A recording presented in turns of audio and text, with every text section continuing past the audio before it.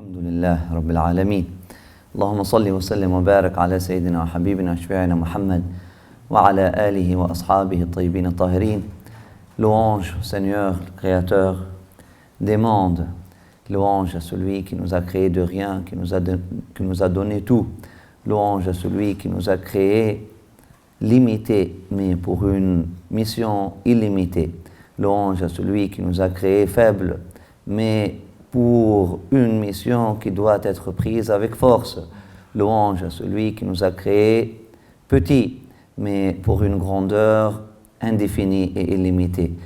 Louange à Allah subhanahu wa ta'ala, le Seigneur des mondes, le Seigneur des univers.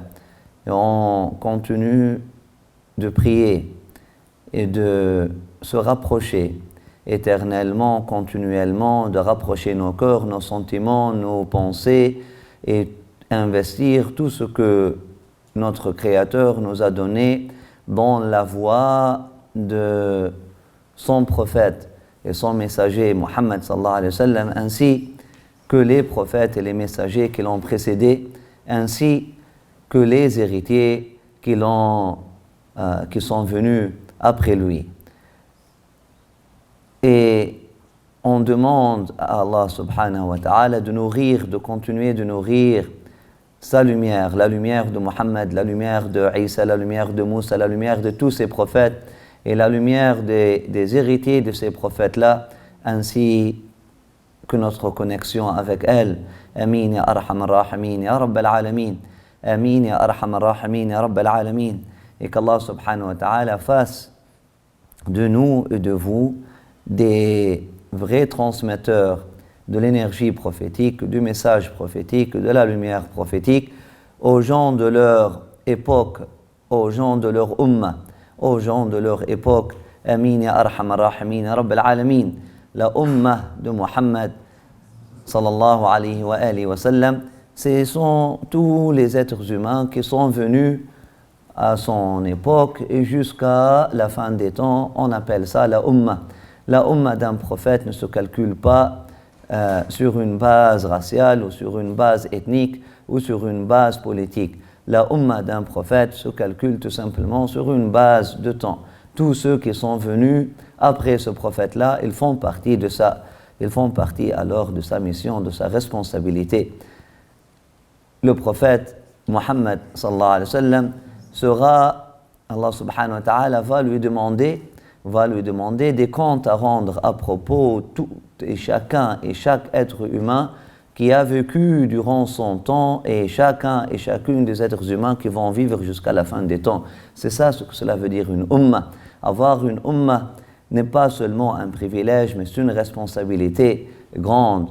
Chaque prophète aura des comptes à rendre à propos de sa mission par rapport à sa ummah. Et nous sommes dans ces comptes-là. Le prophète sallallahu alayhi wa sallam, quant à lui, il a fini et puis il a accompli sa mission, il a laissé tout clair et bien défini.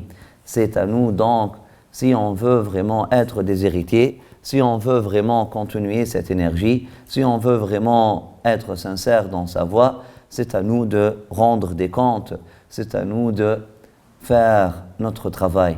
Qu'Allah subhanahu wa ta'ala éclaircisse le chemin pour nous et par nous et en nous.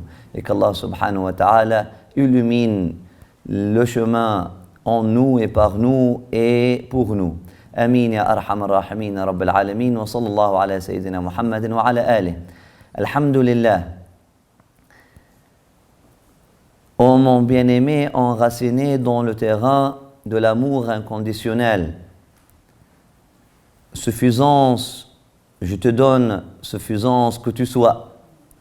Profondeur d'âme, je te donne profondeur d'âme que tu sois. Prière sincère qui vient de moi, je t'inspire, et prière que tu sois. Vérité absolue, vérité sincère, ultime, je te donne. Et vérité sincère, lumière pour l'humanité que tu sois. Plénitude de ma grâce, je te donne. Plénitude de ma grâce pour toute l'humanité, que tu sois la manifestation de toutes ces vérités-là. Mon bien-aimé, j'ouvre ta poitrine. avec le kaf, afin que tu puisses comprendre, afin que tu puisses absorber, afin que tu puisses absorber les réalités du kaf, les réalités de la suffisance. Mon bien-aimé, j'ouvre ta poitrine, je dilate ta poitrine avec le ha, afin que tu découvres en toi-même des profondeurs que tu n'as jamais découvertes auparavant. Et je laisse cette découverte-là contenue pour toi à chaque fois que tu dis ha, tu découvres des autres profondeurs jusqu'à la fin du temps. Mon bien-aimé, je dilate ta poitrine, j'ouvre ton cœur afin que tu puisses puiser et découvrir en toi-même des puits de ya, des puits de prière, des sources de prière, des maham, des louanges que tu ne connaissais pas auparavant. Je laisserai ça une sunna jusqu'à la fin de temps et après la fin de temps, jusqu'à le jour des rencontres lorsque tu vas te prosterner sous mon trône pour intercéder pour toute l'humanité. Tu vas pouvoir prier et tu pourras me prier et me rendre grâce avec des louanges auxquelles tu n'as jamais pensé auparavant. Mon bien-aimé, je dilate ta poitrine et je te donne la clé de Sad, de la plénitude, afin que tu puisses t'ouvrir pour l'abondance, afin que tu puisses recevoir la plénitude de mon savoir et afin que tu puisses la transmettre. Mon bien-aimé, je te donne les clés de Kaf, les clés de Ha, les clés de Ya, les clés de Aïn, les clés de Sad. Voilà, maintenant, tu peux comprendre.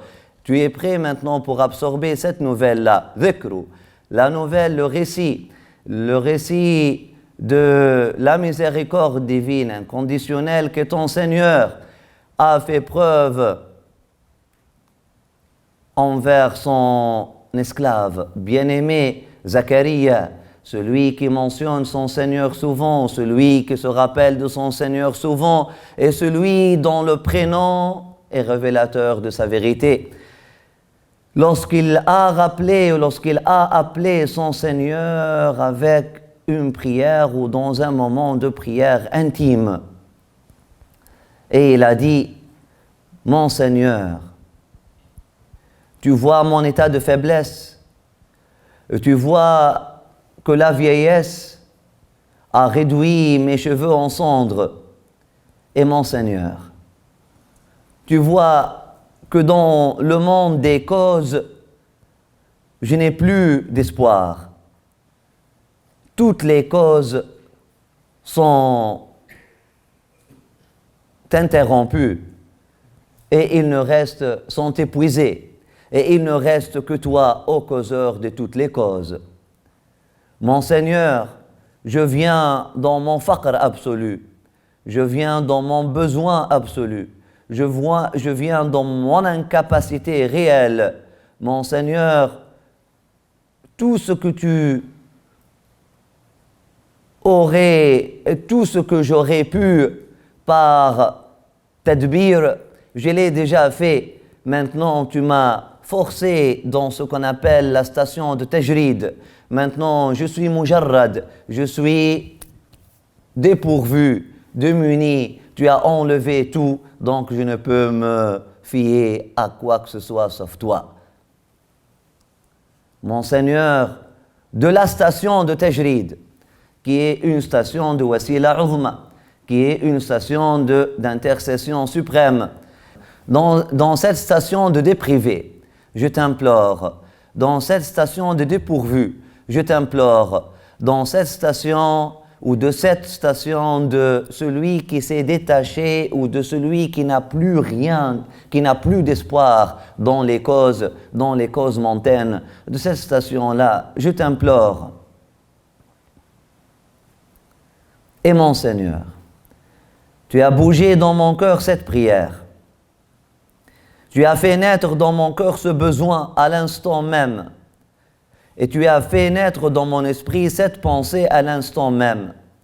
En regardant ta bien-aimée Mariam et en écoutant son message, lorsqu'elle a dit « Huwa min indillah, inna Allah yarzuqu man yasha'u bighayri hisab » lorsqu'elle a dit « Ceci vient d'Allah, Allah donne à celui qu'il veut sans cause.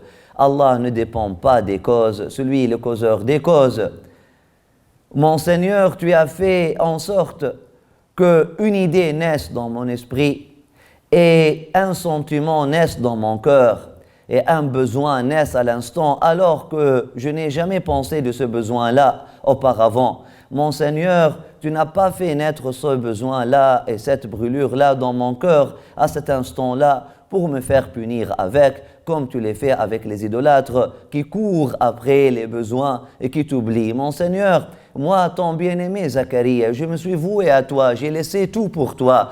Je n'ai pas couru un seul instant après quelque chose en dehors de toi. Donc, si tu as fait naître dans mon cœur un besoin, c'est parce que tu veux le réaliser. Si tu as fait bouger ma langue ou délier ma langue avec une prière, c'est parce que tu as voulu m'honorer avec une prière qui anticipe un don suprême qui vient de toi.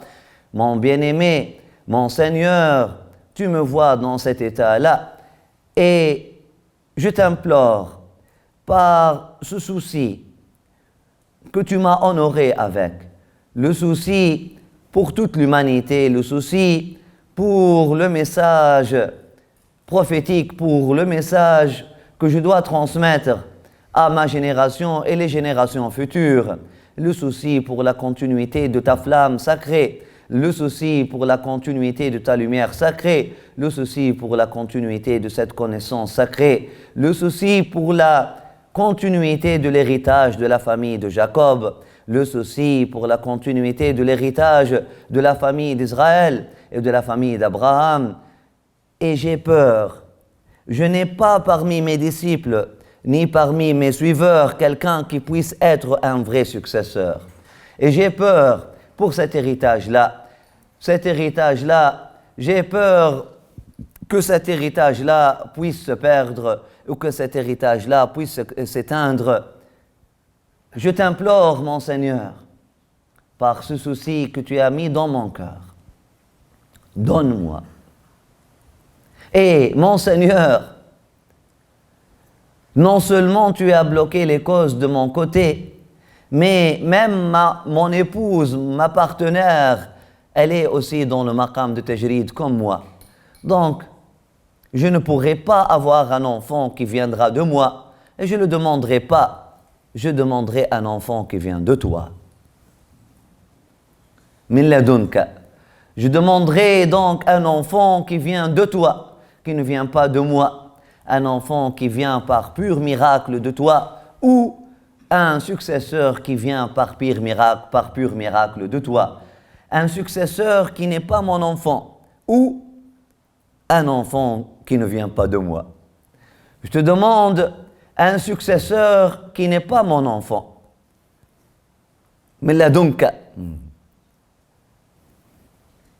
ou je te demande un successeur ou un enfant qui ne vient pas de moi, qui n'est pas de moi matériellement, c'est-à-dire qui ne vient pas de ma capacité humaine d'enfanter, parce que cette capacité humaine d'enfanter est déjà éteinte en moi et était toujours absente chez mon épouse. Mon Seigneur, donne-moi de cet enfant-là un allié intime qui puisse me soutenir et qui puisse hériter de moi, et plus important encore, et qui puisse hériter de la famille de Jacob, qui puisse hériter de la famille d'Israël. Et regardez comment il a dit qu'il puisse mériter, parce que moi je suis petit. Il peut mériter moi au complet. Mais la famille de Jacob, tous les prophètes qui sont venus avant moi sont beaucoup plus grands que moi. Et c'est comme ça, chaque prophète, il se voit plus petit par rapport aux prophètes qui sont venus avant lui. Comme les vrais maîtres, les vrais guides spirituels, ils se voient beaucoup plus petits que ceux qui sont venus avant eux.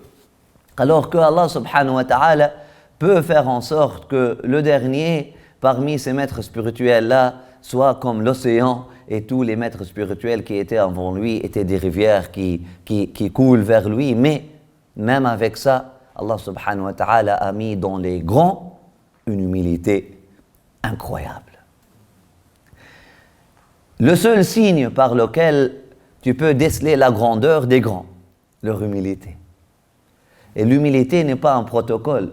L'humilité est une réalité qui jaillit et qui est manifeste et qui se manifeste.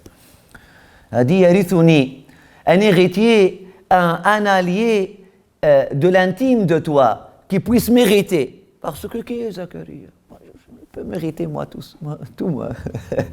C'est pas qu'il peut hériter de moi, qui peut mériter au complet, Allahu Akbar, mais et qui peut hériter de la baraka, des bénédictions, des traces de la famille de Jacob, parce que l'héritage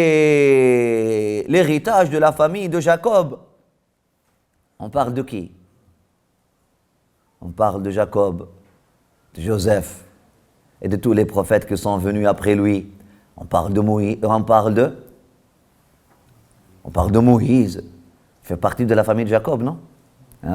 On parle de Aaron, Allahu Akbar. On parle de Daoud, on parle de Sulayman, on parle de ces lions d'Allah, on parle de ces lions de Dieu, on parle de ces statues suprêmes, on parle de ces stations suprêmes, on parle de ces cèdres, on parle de ces montagnes. Qui puisse oser dire, hériter toutes ces montagnes-là? Ça serait de l'arrogance dans une station de prière dans laquelle on fait preuve de pauvreté. En réalité, Yahya, après ça, on va voir qu'il n'a pas seulement hérité de la famille de Jacob, mais il a résumé toute la famille de Jacob, il a hérité au complet. En lui, comme lui a dit son cousin, Jésus, Isa alayhi salam, lui a dit, lorsqu'il a vu son visage, lui a dit, en toi, le jour du baptême, a dit, sur ton front, je vois Abraham. Sur ton front, je vois Moïse. Sur ton front, je vois Aaron. Sur ton front, je vois mon grand-père David. Sur ton front, je vois mon grand-père Sulayman. Sur ton front, il a commencé à citer tous les prophètes des enfants d'Israël. Il lui a dit, tu es le transmetteur. Et puis Jean le Baptiste lui a dit, effectivement, et par eux tous, et au nom de eux tous, je t'ai béni et je te transmets tout l'héritage.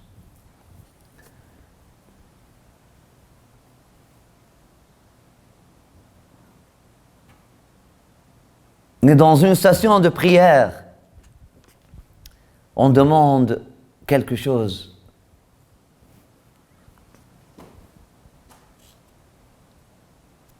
Sayyidina Zacharia a demandé que ce successeur après lui puisse hériter quelque chose de la baraka, des bénédictions, du secret spirituel, de l'énergie spirituelle, de la lumière, de la connaissance de la famille honorée d'Israël, de la famille des prophètes, de la famille de Jacob. Et même après avoir prié de cette façon-là, et même après avoir demandé à Allah subhanahu wa ta'ala de faire de cet allié-là un prophète, elle a demandé quelque chose d'autre. Elle a dit, et fais de lui un agréé. Et fais de lui un agréé. Un agréé par toi, mais aussi agréé par ton peuple. Le cœur de Zacharia, soucieux pour les enfants d'Israël qui ont pris l'habitude de rejeter chaque prophète qui leur vient, de ne pas agréer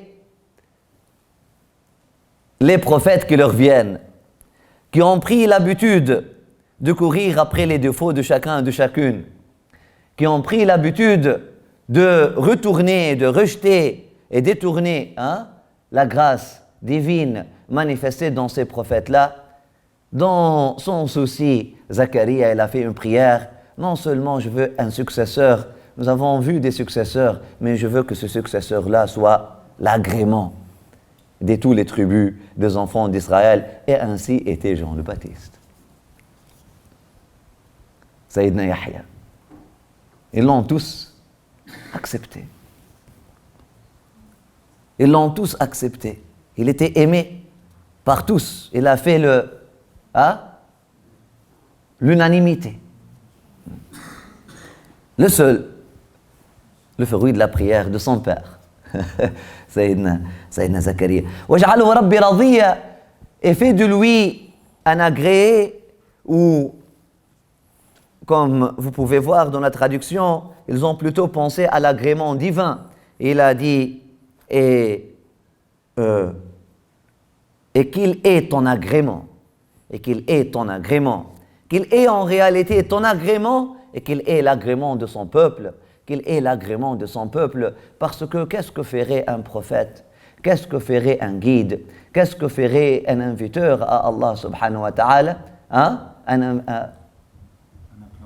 Un appelant à Allah subhanahu wa ta'ala qui ne reçoit pas l'agrément, au moins jusqu'à une certaine mesure, jusqu'à un certain degré de son peuple.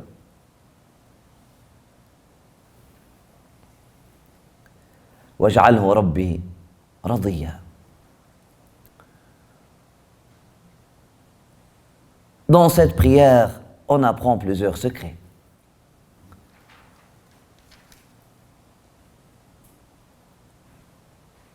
Le premier secret, le adab, les étiquettes des prières.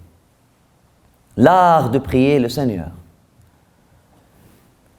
Avant tout, Zacharia, lorsqu'il a vu le miracle devant ses yeux manifesté dans le mihrab, dans la niche de sa petite Marie, il a vu le miracle non seulement des fruits de l'été qui venaient l'hiver et des fruits de l'hiver qui venaient l'été, mais il a vu le miracle des fruits de la maturité qui viennent à l'enfance, de la sagesse qui n'est pas témoignée de la certitude complète de l'accomplissement spirituel, complet de la maturité spirituelle accomplie chez une fille à l'âge de 5 ans, de 6 ans, qui dit avec toute certitude, « Mon père Zacharia, pourquoi tu vois étrange que je reçois la nourriture, que je reçois les fruits de l'été à la saison de l'hiver et les fruits de l'hiver à la saison de l'été? Huwa min indillah. Tu m'as toujours enseigné que Huwa min indillah, ça vient d'Allah. Et Allah donne à tous ceux, à ce qu'il veut, sans dépendre des causes. Dans cet endroit-là, et à l'instant même, Zacharia a imploré son Seigneur. Hunalika da'a Zacharia Rabbah. Aussi, à cet instant-là, dans cette phrase de Huwa min indillah, inna Allah yarzuqu man yasha'u bighayri hisab, dans cette affirmation dans ce message qui a été déclaré, dans cette certitude qui a été manifestée devant lui, dans cette lumière qui a été accomplie devant lui, dans cette satwa, parce que les paroles des êtres des ibadillah salihin ne sortent pas comme ça. Parce qu'on peut entraîner un enfant pour dire « Huwa min indillah », ça vient de Dieu. Dieu peut donner à chacun ce qu'il veut. On peut entraîner des enfants. Aujourd'hui, ils font des cartoons, des enfants masakin, subhanallah, ils tuent leur capacité. Khalas, avec les caméras dès l'âge de 2 ans. Ils poussent leurs enfants à apprendre quelques versets de Coran ou à pouvoir chanter quelques versets de Coran. At-tifl al-mu'jiza, l'enfant miracle. Et puis on commence à le filmer à Qanat Al-Jazeera, à Qanat Dubaï, à Qanat Iqra, à Qanat Ikhsa. A'udhu billah min ghadabillah. Après ça, cet enfant-là, il devient un joueur dans les casinos. Allez, pourquoi vous faites ça? Pourquoi vous faites ça? Qu'on soit fait pour des miracles. Que vous éduquez votre enfant dans le secret. Et si vraiment votre enfant est un enfant miracle, cachez-le jusqu'à ce que ce miracle-là puisse se manifester en toute beauté, en tout honneur. Pourquoi vous dévoilez au cadavre quand les parents, l'enfant, je ne sais pas qui, des versets de Coran sont écrits sur son bras droit, sur son bras gauche. Après ça, on découvre que ce sont des faussetés. Et même si ce sont des vérités, faites pas ceci pour vos enfants. Faites pas les gens ont besoin des miracles par Allah, même si les gens aujourd'hui, ils voient les anges, Jibril, le Saint-Esprit, lui-même se manifeste en tant qu'être humain, descend avec ses 360 ailes, cache le soleil avec ses ailes, leur parle avec une langue claire. Ils ne vont pas croire. Parce que ce n'est pas ça qui fait croire les êtres humains. Les êtres humains, khalas, ont besoin que tu parles à leur niveau. قال لو نشاء لنزلنا عليهم آية فظلت أعناقهم لا خاضعين. Si on voulait vraiment tout simplement les convaincre, si on voulait tout simplement les convaincre à travers cette voie-là, on aurait pu, Allah subhanahu wa ta'ala dit, on aurait pu faire descendre un miracle qui va les amener par leur cou. Mais Allah subhanahu wa ta'ala ne veut pas amener les êtres humains par leur cou. Il veut amener les êtres humains par leur cœur. Allah subhanahu wa ta'ala ne veut pas amener les êtres humains par des carcans. Il veut amener les êtres humains par un cœur clairvoyant, illuminé.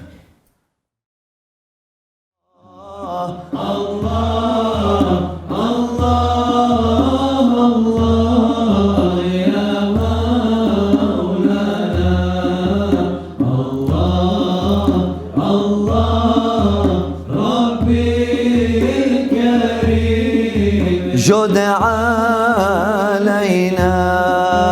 Quand mes yeux ouvriront aux gens bénis, intimes, fidèles de la cité de Dieu. Allah. Quand entendrai-je enfin l'appel de mon bien-aimé être Chantez dans vos lieux. Allah, Allah, Allah, Allah, ya Maulana. Allah, Allah, Rabbi Rahim, tub